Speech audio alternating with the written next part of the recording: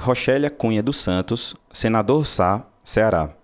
Como lidar com os sonhos intensos, como se algo fosse acontecer? Os sonhos têm uma gama imensa de possibilidades interpretativas nos sonhos. O fenômeno onírico por ele próprio, somente como sendo um canal de comunicação entre o inconsciente da pessoa e a parte consciente de sua psique, já é complexo bastante para que a interpretação dos sonhos deva ser levada a sério como uma elaboração demorada e profunda por um especialista. Aquela história, pega um livrinho aí, o que significa sonhar com isso? Esqueçam isso. Existem temas mitologemáticos, existem mitos que são, como disse Jung, sonhos da coletividade. E como existem sonhos que são mitos individuais. Uma coisa é o inverso da outra, porque são fenômenos entrelaçados. Existem certos padrões arquetípicos que podem ser observados e são universais. Mas existe uma espécie de, como poderíamos dizer, uma linguagem idiosincrática do fenômeno de comunicação entre a mente inconsciente e consciente. Ou seja, cada pessoa tem a sua forma própria de reagir e a sua como se fosse isso mesmo, uma linguagem de símbolos com características próprias de significado de acordo com sua biografia desta existência e de outras vidas. Vidas físicas e vidas intermissivas, ou seja, períodos no plano extrafísico entre reencarnações. Só a parte dos sonhos no sentido literal da palavra. Sonho como sendo que existe isso, um conduto simbólico de comunicação entre a mente inconsciente e a mente consciente. Para aqueles e aquelas que têm mais dificuldade de aceitar a subjetividade desse fenômeno, vamos colocar em outros termos, eu não estou circunscrevendo apenas a isso, mas tornando mais didático para pessoas com a visão mais materialista do fenômeno mental, ou seja, o fenômeno mental como lastreado integralmente na neurofisiologia do sistema nervoso central. Vamos então imaginar, para simplificar, que a mente consciente funciona mais no hemisfério cerebral esquerdo. Vamos lembrar a forma clássica lá de trás dos anos 1970 de dividir o cérebro em dois grandes hemisférios, o hemisfério esquerdo e o hemisfério direito.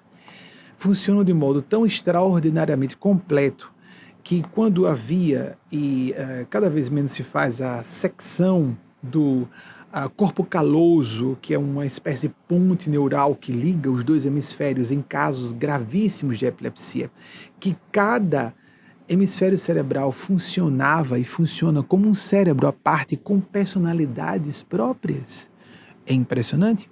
Com isso, nós começamos a perceber que o hemisfério cerebral esquerdo, que normalmente é relacionado ao racional, lógico, linguístico, matemático, lógico, a percepções de planejamento, a pensamento, no campo do hemisfério cerebral direito, teríamos tudo o que é o contraponto disso, a complementação disso. Emoções, intuições, símbolos, sensações, etc. Então, para simplificar, eu estou simplificando mesmo, vamos considerar que a mente consciente seja hemisfério esquerdo e a mente inconsciente cérebro direito. Muita coisa acontece durante o dia que nós não nos damos conta. Lembremos só o que os neurocientistas falam, nós estamos recebendo impulsos e informações o tempo inteiro e filtramos a maior parte disso. Isso é automático, o cérebro faz automaticamente, filtra continuamente. Quando estamos aqui, por exemplo, vocês usam o português como idioma primário, a maior parte de vocês, como eu também. É o nosso idioma de nascimento.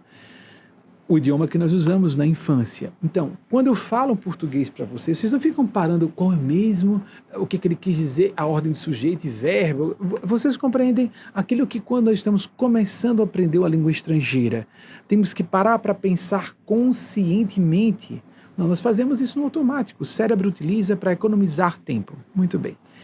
Tudo que a gente vai enterrando sem notar que está fazendo isso durante o dia, interagimos com um chefe, um subalterno na hierarquia da organização em que trabalhamos, ou que seja, uma interação com um familiar, um conflito interno que tenhamos tido por lembrança do passado, uma aflição sobre o futuro, que seja, às vezes passa sem nem sequer darmos muita importância.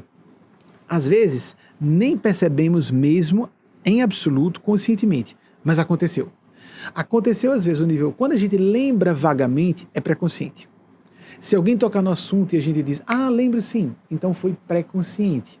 Mas existem, também estou simplificando, amigos e amigas, pré-consciente não é só isso, mas há fenômenos completamente inconscientes. As pessoas vivem normalmente com duas agendas e não percebem. Elas conscientemente, é muito comum que façamos isso, temos que ter um bom grau de autoconhecimento, que nós conscientemente digamos tudo pela família. Conversa fiada, inconscientemente a pessoa só está pensando em fazer fortuna. Ela explica, não, é porque eu quero deixar patrimônio para meus filhos. Conversa fiada, ela só está preocupada com o dinheiro. E ela não está encenando para fora. Vocês compreendem? Há pessoas que dizem isso e estão mentindo, elas estão fraudando para passarem uma imagem boa. Eu não estou falando dessas pessoas, isso aí é só falta de caráter. Eu estou dizendo da pessoa que se convence que a prioridade dela é a família, e não é. A prioridade dela é o ego dela. É o quanto ela é prestigiada, o quanto ela tem poder, o quanto ela tem dinheiro, o quanto os filhos a obedecem ou o obedecem. Vocês compreendem? Existem essas agendas inconscientes, querem dizer exatamente... Eu me lembro de um amigo que uma vez disse, não, isso aí não é nem inconsciente. Querendo dizer que era aquilo que ele não estava dizendo, embora pensasse. Não. O inconsciente é inconsciente mesmo, nós não sabemos o que pensamos, mas revelamos no comportamento. E uma pessoa criteriosa fora pode perceber, e nós, se formos bem autocríticos, notamos. O que eu leria em outra pessoa, agindo dessa forma, eu tenho que ler em mim também. Interessante. Quando, por exemplo, eu percebo, estou fazendo uma palestra e percebo que eu faço por um maneirismo ou uma forma enfática de falar alguma coisa, e eu noto que aquela expressão tem um significado, às vezes acontece durante a própria palestra. Então, por que eu fiz isso? Sim, já sei o significado. Eu não tinha tido acesso na hora. Tenho que vasculhar o que aconteceu. Quando nós temos esses assuntos que vão sendo engavetados no inconsciente, vão sendo, portanto, enterrados, se tornam cadáveres. Mas, às vezes, essas covas ficam abertas e os cadáveres insepultos se levantam durante a noite. Quando adormecemos, a mente consciente eclipsa, e durante esse obnubilar da mente consciente que a gente precisa descansar. Então, a mente consciente desliga, o cérebro nunca desliga, só a parte consciente. Então, o inconsciente vai elaborar tudo aquilo que ficou enterrado, que está em incubação. Então, vai ser processado por meio dos sonhos. Jung, que acreditamos que seja o maior psicólogo de todos os tempos, e era psiquiatra, inclusive, criador da psicologia analítica, então era psicanalista, psiquiatra e psicólogo, mas por formação psiquiatra. Disse que só arriscava fazer uma interpretação de um sonho de uma pessoa depois de 200 sonhos estudados. E o critério profissional é a seriedade com que ele abordava o assunto. O que acontece quando a pessoa tem sonhos intensos, costuma ter, é que se sugere que a pessoa faça um diário dos sonhos e comece a tentar perguntar a si, tudo aqui muito simplificado, amigas, amigos, não só por causa da exiguidade do tempo, a complexidade da pergunta, pelo menos a resposta é complexa, a pergunta foi muito boa, Roxélia, mas o assunto é muito vasto. Que a pessoa se acostume a fazer. Primeiro, escrever o que se lembrou. Porque quando a gente começa a escrever, pode ser digitando, amigos, amigas. Quando começa, porque o escrever, a gente é obrigado a usar outras regiões do cérebro. Nós somos obrigados a usar áreas relacionadas, por exemplo, ao desenho. Quando nós digitamos, há estudos científicos sobre isso. Quando os alunos de certas universidades da Inglaterra começaram a usar computadores, eles começaram a escrever mais e com menos conteúdo, menos substância, porque estavam só apertando botões.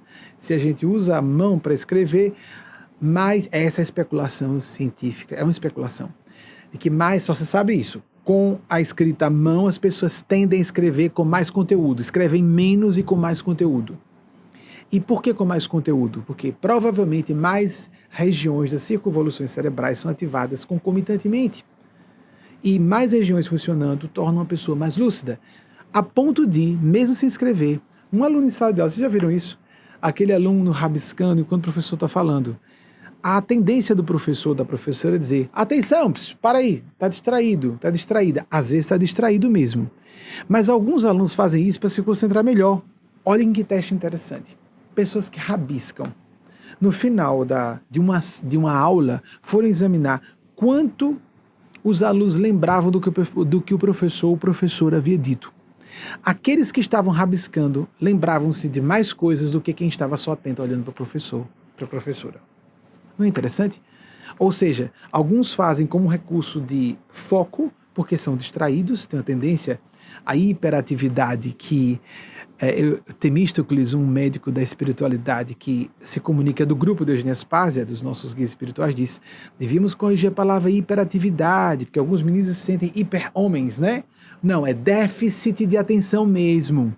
É um déficit, uma deficiência. Algumas pessoas podem fazer rabiscos ou até escreverem alguma coisa que o professor está falando para ajudarem a si próprios na concentração. Entretanto, outras rabiscam quase por hábito, como se fosse um maneirismo pessoal, né? Estou rabiscando. Essas pessoas gravam melhor o que está acontecendo. Há pessoas que fazem isso ao telefone, já notaram? E se concentram melhor. Sem querer, às vezes, desenhamos símbolos que estão retratando o que o nosso inconsciente está achando que está acontecendo. Desenhos, nosso inconsciente começa a se manifestar. Há muito perigo de a pessoa resvalar num oceano, num pântano de superstições e misticismo de baixa qualidade. Mas que esse conteúdo é sério, é por isso que tem que ser estudado com cuidado. Muito bem, só falando de sonhos já é sério. Mas muita coisa que nós colocamos como sonho não é, pelo menos, somente sonho. Esses fenômenos se entrelaçam. Durante o estado de sono, que primeiro é o corpo dormir, nós temos períodos com sonho e sem sono. Existe uma sigla do inglês Rapid Eye Movement, REM. O REM, o movimento, por que essa sigla? Por que esse significado? Movimento rápido dos olhos. Porque a pessoa está, eu não sei se vocês já tiveram a oportunidade de ver isso, com uma criança dormindo, filha ou filho, ou esposo dormindo, ou crianças, um irmãozinho, uma irmãzinha próxima, a pessoa dormindo, no momento em que os olhos começam a se movimentar debaixo das pálpebras cerradas. Ali é o momento do sonho. Porque existe um dispositivo no cérebro que desliga a comunicação entre a experiência onírica e o sistema motor do cérebro para que a pessoa não se levante sonâmbula e comece a se expor a riscos e também não descanse o corpo. Tanto é que o sonambulismo é um distúrbio, é considerado como um distúrbio, principalmente depois de certa idade, 11, 12 anos já é considerado ruim, porque a pessoa não só não repousa, como aquele dispositivo de desligar o que acontece no sistema de processamento de ideias, de histórias, as narrativas que elaboram os conteúdos, sejam transmitidas para o sistema motor. Então, só os olhos se movimentam, mas o corpo completamente paralisado no leito. Muito bem. No sonho, durante o sonho, ou o que é dito sonho, ou no período do sono sem sonho, quando nós que cremos que sejamos, porque temos muitas evidências, uma consciência, um espírito, uma alma, chame isso como quiser, nossa individualidade imortal sai parcialmente, completamente, o corpo falece. No sono, a pessoa pode ter experiências muito curiosas, como eu vinha dizendo, em que a pessoa tem contato com outras pessoas. Quando volta, mistura com um sonho, uma reminiscência daquela memória de uma experiência fora do corpo. Há áreas de estudo e pesquisa exatamente sobre experiências fora do corpo. Aqui nos Estados Unidos, há décadas se estuda isso. A pessoa tem experiência fora do corpo, os vestígios mnemônicos, os resíduos de memória dessa experiência vêm imiscuídos com o simbolismo do sonho, geralmente não é uma lembrança precisa, ou uma lembrança de outras vidas, uma retrocognição pode acontecer, quando a pessoa começa a ter flashes de outras encarnações. E o Dr. Ian Stevenson, aqui nos Estados Unidos, fez lançou um clássico da literatura sobre as comprovações, as evidências poderosas para a reencarnação como um fato. 20 casos sugestivos de reencarnação. Os seguidores dele continuaram o seu legado, a desenvolver o seu legado. São hoje mais de 2.000 casos de rememorações espontâneas de crianças. Crianças que com 4 anos, 3, não, você não é minha mãe. Eu sou fulano, aí diz o nome de outra pessoa, eu moro em tal cidade, leiam sobre isso, pesquisem. Isso não pode ser fantasia. Não está todo mundo fazendo uma conspiração para mentir. É só a gente se informar. Eu sou fulano de tal, eu nasci em tal lugar. Dizer que isso é inconsciente coletivo, por favor. Me permita eu falar, corromper o português. Isso é forçação de barra. Por que eu quis usar a brincadeira de truncar o português? Porque isso fere o princípio da parcimônia que rege a boa ciência, ou a navalha de Ockham. Se é uma explicação mais simples, pronto. Que acreditar que um inconsciente coletivo possa fazer com que uma criança se porte como outra pessoa? Francamente, isso é simplesmente... é só a gente estudar. Vamos ler. De vez em quando a gente diz, aqui pode ter sido telepatia, aqui pode ter sido... Mas chega um momento que alguém psicografa e a caligrafia do espírito que assinou é a mesma caligrafia da pessoa quando estava encarnada. E o médium nunca teve contato com aquela pessoa. E um grafotécnico vai lá, faz o exame experimentado, por exemplo, em perícia judicial. Lá vai. Um perito forense vai e faz e... Uau! É a mesma pessoa. Não existe telepatia de... expressão de uma personalidade psicomotora. Isso não existe, percebe-se, trata-se da pessoa que está ali, sem um corpo físico, porque nós não sabemos o que é a vida ainda. A ciência não pode concluir hoje que não existe a vida do espírito sem o cérebro, porque não sabe nem o que é a vida. Nós não sabemos o que é a vida, o que acontece quando o cérebro simplesmente se desliga. O que mantinha o cérebro ligado? O que mantém o cérebro e nós todos como identidade, se todos os átomos que compõem nosso corpo são substituídos no espaço de poucos meses? Isso tudo são interrogações muito poderosas, que dizem que nós não podemos concluir nada. As experiências de quase morte, então, são interessantíssimas. A pessoa sai do corpo, aí é uma experiência fora do corpo completa, mais profunda, porque o corpo está, às vezes, com linha reta do encefalograma por um tempo, não só do eletrocardiograma, e a pessoa volta relatando episódios que aconteceram em outro lugar, demonstrando claramente que o cérebro, a pessoa está divorciada, é independente do cérebro, do funcionamento cerebral. E para completar, naquele momento, com registro hospitalar, que o cérebro estava apagado, linha reta do eletroencefalograma, a pessoa não só estava completamente lúcida, mas ela presencia, leiamos o assunto, é só pesquisar, presencia eventos que depois são confirmados que aconteceram naquele momento. Diálogos no hospital, entre parênteses, dizendo asneiras, porque a pessoa está ali, já está morta, ou quase morrendo. Dá respostas ao que a pessoa falou. Casos assim, é só a gente pesquisar. Só a gente pesquisar. Tem o fenômeno retrocognitivo.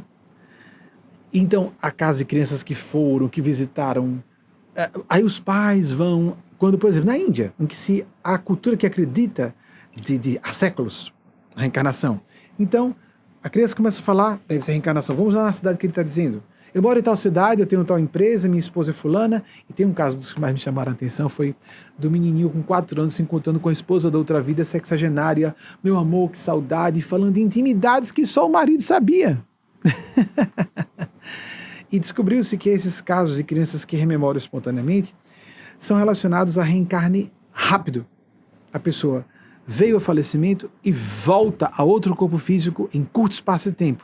Isso facilita a pessoa se lembrar do que aconteceu em outra vida, mas a memória vai borrando à medida que o indivíduo é absorvido pelo maquinário cerebral e do corpo por inteiro, porque não é só o cérebro, a fisiologia inteira do organismo. Os intestinos funcionam no processo mental. Está se chamando ultimamente de segundo cérebro. É bem engraçado isso, eu acho super engraçado. Que lá as bactérias do intestino nos ajudem a pensar melhor. Isso é tão claro que há distúrbios psiquiátricos tratados com probióticos. Uau! Bem, a gente não sabe quase nada a respeito de quase tudo, como disse Eugênio Spazia. Se vocês soubessem como vocês têm preconceitos, se vocês soubessem como vocês são limitados em conhecimento, saberiam como nós não podemos falar quase nada a respeito de quase tudo. Muito bem. Dentro desses fenômenos no sono e no sonho, como a memória residual de outras vidas, também tem as expressões pré-cognitivas. Se houve um fenômeno que foi confirmado em laboratório paranormal, de forma exaustiva, foi a pré-cognição, Dr. Heineck nos Estados Unidos, como você tem algumas semanas, acredito. Que a pessoa pode antecipar eventos. E há registros históricos extraordinários de grandes profetas, dos tempos modernos como Nostradamus, que anteciparam eventos futuros. Pessoas que têm pressentimento no dia a dia. Esses fenômenos acontecem com todo mundo. Se uma pessoa tiver um pouco de abertura, vai ouvir relatos de pessoas de sua confiança, íntimas, que vão dizer. E muita gente, engraçado, mas nunca ninguém vai me dizer. Mas você declara que isso ou é distúrbio mental ou a pessoa é charlatã. E você quer que uma pessoa próxima a você venha desabafar que teve uma experiência dessa. As pessoas silenciam mesmo esposos, esposas, filhos e filhas, pais e mães, têm experiência e não dizem a você. E quem é um pouco aberto, e por exemplo, o que eu ouvi de pessoas, se vocês não acreditarem, Benjamin, para você eu vou contar porque você sabe, eu também vejo, eu ouvi e começo a contar suas experiências. Isso é universal, em graus variados. A mediunidade e a paranormalidade, como vamos colocar com fenômenos paralelos, que a mediunidade implica contato com o mundo espiritual, mas são basicamente sensibilidade psíquica. Esse campo de paranormalidade e mediunidade ainda é uma aptidão embrionária na humanidade. Não é como a inteligência no sentido racional. Não é como o que nós temos, a habilidade linguística, por exemplo, é universal na humanidade. A parte mediúnico-mística, paranormal, transcendental, ela é embrionária, mas existe embrionária em todo mundo. E há muita gente tendo experiências muito significativas e bico calado. Vou perder minha credibilidade dizendo às pessoas que eu tive essa experiência. E a pessoa, às vezes, tem experiência quase morta, não diz a seus médicos, mas diz aos familiares. No Brasil é mais fácil dizer. Aqui nos Estados Unidos ninguém diz a ninguém, porque senão baixa psiquiatra e chega camisa de força ou então remédio pesado. Você é louco, você é louca, você está mentindo. Como se não houvesse alternativa entre essas duas possibilidades. Ou é louca ou está mentindo. Gente, sabem, vamos um pouquinho de bom senso. Não vamos generalizar. Toda generalização é estúpida por inerência. Vamos ser um pouquinho mais plurais e cabeça um pouquinho mais aberta para enxergarmos que a vida é um pouquinho mais complexa do que os nossos cérebrozinhos conseguem processar. Quanto mais nós considerarmos possibilidades, mais estaremos de acordo com o que diz a física quântica, com o oceano de consciência subjacente de infinitas possibilidades. Aí nós estaremos mais próximos da realidade. E não com aquelas doutrinas de certas correntes acadêmicas, sem ciência nenhuma, só a opinião de fulano, a opinião de cicrano, porque eu acho isso, eu acho aquilo. Que vergonha, que vergonha. Não tem vergonha de passarem por ridículo. Não tem vergonha. E não se baseia em matemática, nem em física, nem nada. Só acha, eu acho, fulano, cicrano, e aqui se tornam dragões sagrados, porque fulano... Aí tem os nomezinhos que são palavrões lindos, né? As pessoas acham lindo, eu acho horrível, eu acho ridículo. Nós temos que raciocinar com mais clareza, mais profundidade e mais amplitude. Entrelaçar assuntos complexos, perceber a ambiguidade desses fenômenos, perceber como a vida é paradoxal e não fechar em certezas estúpidas. Principalmente certeza de negativa. A negação filosófica. A negação é filosoficamente impossível. Ou nós afirmamos, ou então um fenômeno não pode ser negado, enquanto não houver uma prova em contrário. Ponto. Temos que pelo menos ficar em aberto. A precognição pode acontecer. Podemos ser avisados e avisadas durante um sonho, durante o sono, ou em estado de vigília, dito estado normal de consciência, porque oscilamos. Memória oscila, não tem isso de que a gente está com a memória menor, mais fragilizada, ou a concentração também oscila, todas as soluções mentais oscilam. Abaissement do niveau mental e moral, dizia Pierre Janet, creio que algumas semanas também já citei isso. Nós sofremos esses momentos de queda, mas não só o abaixamento da tensão mental. Há picos, hoje eu estou mais inspirado no trabalho, estou mais concentrado, estou mais memoriosa, a pessoa está mais memoriosa, e outros momentos não. Isso também tem no sentido psicológico. Estou mais bem-humorado, bem-humorada, por razões bioeletroquímicas no cérebro e por razões psicológicas, que podem ser a causa da orquestração bioquímica no cérebro e não consequência. É que nem a história do ovo e da galinha. O que realmente começou foi o estado de espírito que gerou aquela tempestade bioquímica no cérebro ou o inverso. É claro que isso é correlato. E a geratriz mesmo agora para nossa ciência, isso é inalcançável.